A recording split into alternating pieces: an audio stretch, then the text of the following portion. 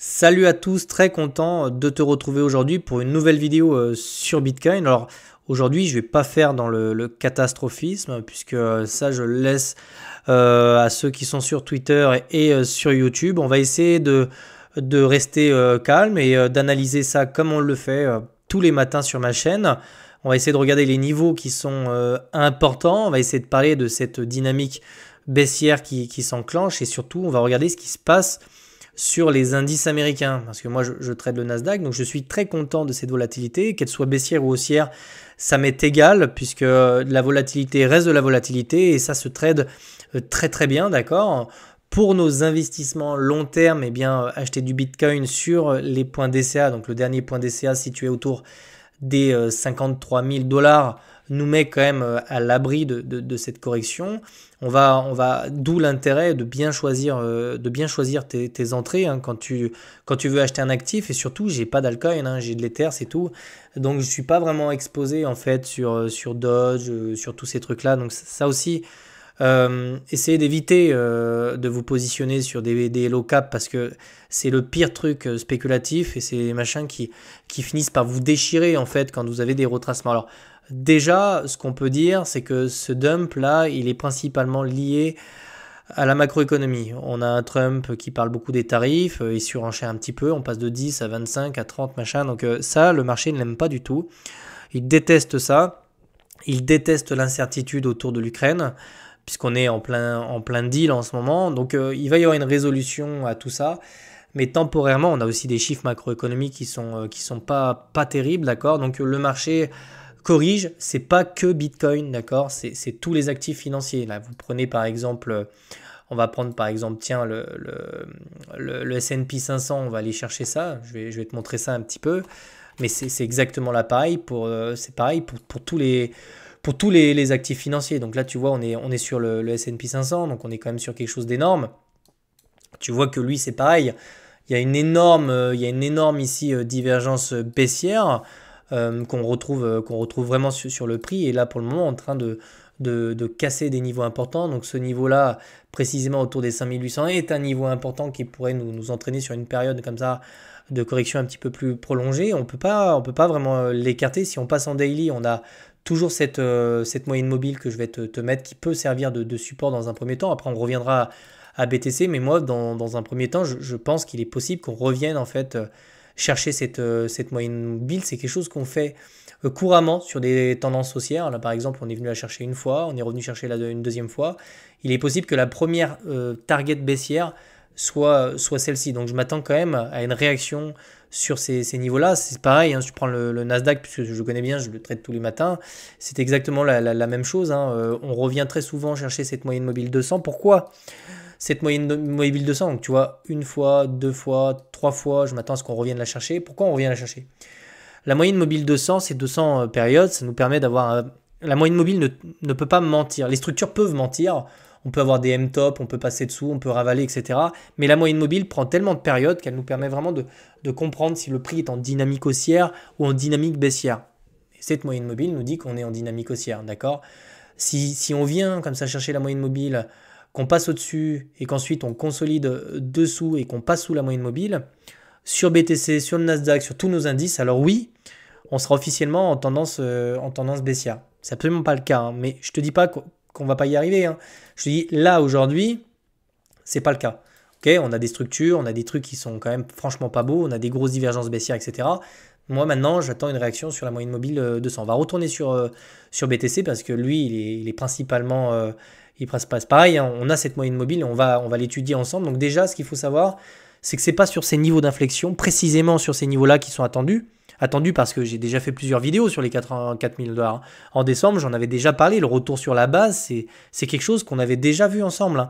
C'était un scénario possible, je pensais vraiment qu'on allait d'abord chercher les liquidations qui se situaient là, mais en soi, on avait déjà eu une petite période de distribution sur ce mouvement-là et autour des 100 000 dollars. Ce que je vais vous montrer sur la structure, c'est qu'ici, on a bien notre M-top, d'accord, on vient passer dessous, mais c'est précisément sur ces niveaux-là qu'on a de la panique et qu'on est susceptible d'avoir au moins un rebond ou une réaction. C'est exactement la même chose. Ici, par exemple, vous aviez votre M-top sur ces niveaux-là, on est venu casser ces niveaux-là, on est passé dessous, et c'est ici qu'on a eu un mouvement comme ça, un petit peu impulsif, d'accord? Ce que je veux vous dire, c'est que ces niveaux-là, actuels, c'est pas sur ces niveaux-là que je vais commencer à m'inquiéter. D'accord? C'est parce que probablement qu'on se rapproche en fait d'un point d'inflexion ici. On le voyait ici sur le cycle, sur ce cycle. On est revenu chercher une fois, deux fois, trois fois, quatre fois, cinq fois maintenant la moyenne mobile 200. Donc est-ce que Bitcoin est en tendance baissière? Non, ok? Pas pour le moment. Ok? Quand est-ce qu'on peut considérer que Bitcoin est en tendance haussière? Ça va dépendre de la structure qu'on va avoir. Donc déjà, je ne crois pas qu'on vienne directement chercher cette zone-là. Certains fantasment à l'idée qu'on puisse faire ça, c'est possible, hein, mais ce n'est pas ce que je vais privilégier. Moi, je pense qu'on est déjà dans des zones extrêmement survendues, d'accord? Rappelez-vous, les zones extrêmement surachetées sont des zones de profit et les zones extrêmement survendues sont des occasions et des opportunités de rentrée, absolument pas de sortie, d'accord? Donc ici, on commence à rentrer, on rentre sur un point DCA daily. Rappelez-vous, les derniers points DCA daily, c'était ici, ici et ici. C'était les trois points bas sur l'énorme bull flag qu'on avait ici. Donc tu ne pouvais pas rentrer de façon plus précise et chirurgicale sur ce marché. Alors, est-ce que j'achèterais ce point DCA? Je ne l'achèterais pas pour plusieurs raisons. C'est que j'aime pas la gueule qu'ont les indices globalement. Et je trouve que ces niveaux de prix sont quand même excessivement chers, surtout quand tu as eu l'occasion de l'acheter à 20 000, puis à 50 000, d'accord? Mais il n'en demeure pas moins qu'on est sur des localisations qui ne sont absolument pas des localisations de vente ici. Quand on revient chercher des zones extrêmement survendues, surtout qu'on revient sous support, d'accord? Donc très, très souvent, quand je te parle de sous support, c'est que souvent c'est des zones qui s'achètent. Hein, sous support, c'est pas des zones qui se vendent, d'accord? C'est trop tard pour les vendre, d'accord? Donc non seulement, donc on a vraiment la cassure du support, on passe dessous, on revient au contact de la moyenne mobile, ça se fait dans une zone de survente, ok? Donc on est globalement dans des zones d'intérêt ici qui peuvent commencer à s'infléchir ou sur lesquelles on peut commencer à trouver de l'achat, tu vois. Donc si demain il y a des good news, un traité de paix ou je sais pas quoi, on pourrait avoir une réaction assez rapide sur ces niveaux-là, d'accord? Maintenant, pour rentrer officiellement sur quelque chose d'extrêmement baissier, je m'attends personnellement à ce qu'on puisse revenir tester le support qui est ici, d'accord? D'une manière ou d'une autre, je m'attends vraiment à ce qu'on revienne le chercher de deux façons. La façon un petit peu rapide, c'est-à-dire des good news d'un coup, et puis on peut avoir comme ça un retest assez rapide de ce niveau-là et un rejet, d'accord? Et ensuite, là, on peut parler d'une tendance baissière si on consolide et qu'on commence à repasser sous la moyenne mobile, surtout si on commence à enfoncer derrière, on aurait vraiment, tu vois, une dynamique baissière qui commencerait à s'annoncer, à s'amorcer, d'accord? Donc vraiment, il y a le scénario du retest ultra rapide sur ce support-là et le rejet, d'accord? Sinon, il y a la consolidation un petit peu longue, tu vois, de l'autre côté, hop, on vient vraiment consolider sur ces niveaux-là pour essayer de regagner le support. Quoi qu'il arrive, sur ces niveaux-là, ici, donc tu vois qu'ici, on est passé sous la moyenne mobile à de nombreuses reprises. Hein. Ce que je veux dire, c'est qu'on peut passer dessous, d'accord? Et c'est vraiment la réaction qui va m'intéresser. Est-ce qu'on a une réaction rapide? Est-ce qu'on a une réaction lente avec une espèce de support? C'est ça que je vais analyser dans les prochains jours et dans les prochaines semaines sur ces niveaux-là. C'est beaucoup trop tôt pour qu'on rentre dans le détail. En H4, je ne vais pas t'apprendre grand-chose. On a quelque chose d'extrêmement baissier. Donc vraiment, sur ces niveaux-là, pas de panique. C'est beaucoup trop tard pour paniquer. Fermez vos wallets. Ici, il n'y a absolument rien à entendre. Tout ce qu'on doit maintenant s'attendre à observer sur les marchés, quand on a des phases d'excès comme celle-ci, donc d'excès baissier, c'est simplement une réaction à un moment donné sur des zones de contact telles que la moyenne mobile 200 par exemple. Donc rien de plus, on va peut-être aller checker un petit peu. Donc là, on voit hein, toutes ces liquidations qui n'attendent que d'être prises, notamment au nord. Donc tôt ou tard, on reviendra les chercher. Je pense que ça se fera cette année. Je ne dis pas le mois prochain parce que les indices sont quand même sur des phases comme ça qui sont plutôt de type correctionnel, mais on reviendra chercher les 100 000 dollars, peut-être avec une politique monétaire qui devient clémente avec une baisse des taux, etc. Ça pourrait se faire peut-être en fin d'année, peut-être en moitié d'année, mais on reviendra chercher toutes ces poches de liquidité qui sont là. Je ne peux pas croire une seconde qu'on les laisse. on a fait un gros ménage déjà sur Bitcoin. Si on regarde, donc on ira voir, mais on doit avoir pas mal de, tu vois, toutes ces positions qui se sont clôturées là, c'est vraiment, je m'attendais vraiment à ce qu'on aille les chercher sur ces niveaux-là là à l'époque. On est vraiment venu les chercher ici. Donc le gros du gros, enfin, bien sûr, tu peux me dire que comme ça on peut descendre à 50 000, hein, d'accord, mais le gros du gros sous support, c'est chassé pour moi, d'accord. C'est pour ça que dans ces eaux-là, je serais quand même pas surpris, pas étonné d'avoir au moins une zone, tu vois, une zone de rebond ou quelque chose comme ça pour revenir chercher le support. Alors forcément, hein, toutes ces poches-là, c'est des liquidations qu'on retrouve principalement ici, on les voit. Donc tu as le cours, donc là je suis en H1, le cours qui part en vague baissière comme ça nous montre que systématiquement on vient clôturer. Donc ça c'est toutes les liquidations, hein. Ça c'est tous les mecs qui nous ont dit adieu ici, là tu vois.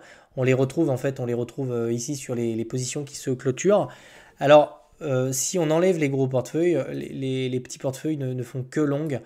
Donc les gars, arrêtez de chercher à long un marché qui baisse. Si vous voulez vraiment jouer au casino, balancez au moins un short. Soyez dans le sens du mouvement. Parce que là, vous vous faites juste massacrer. Surtout, ça sert à rien de long et de chercher le bottom parfait. Vous ne le trouverez pas, hein. Donc ici, là, les petits portefeuilles ont tendance à faire cette erreur-là. Et les gros portefeuilles font pas grand-chose ici, hein, spécialement, d'accord? C'est quelque chose de plutôt calme ici, de plutôt plat. Donc je dirais que c'est plutôt les petits portefeuilles ici qui tentent de long le marché. On le voit parce qu'on a un tout petit peu d'intérêt qui monte avec un petit peu de funding. Donc là, clairement, ça essaye de buy the dip. Ça essaye de buy the dip. Donc rien ne me dit que ce mouvement est terminé, d'accord? Mais sur des petits intervalles de temps, je pense qu'on est fait de voir. On va aller voir comment ça va. Et là, on est quand même sur des zones excessivement baissières.